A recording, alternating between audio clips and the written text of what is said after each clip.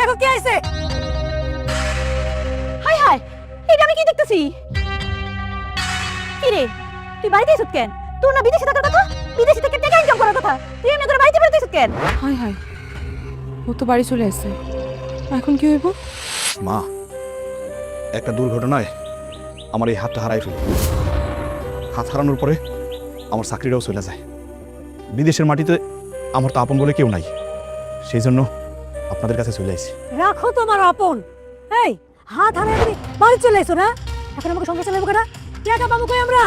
সবুজ, সবুজ, হায় হায়, এটা কি হলো? বিদেশ থেকে না বলে চলে এলো। এখন তো আমার অনেক বড় সর্বনাশ হয়ে যাবো। তুই তো আমার সব শেষ করে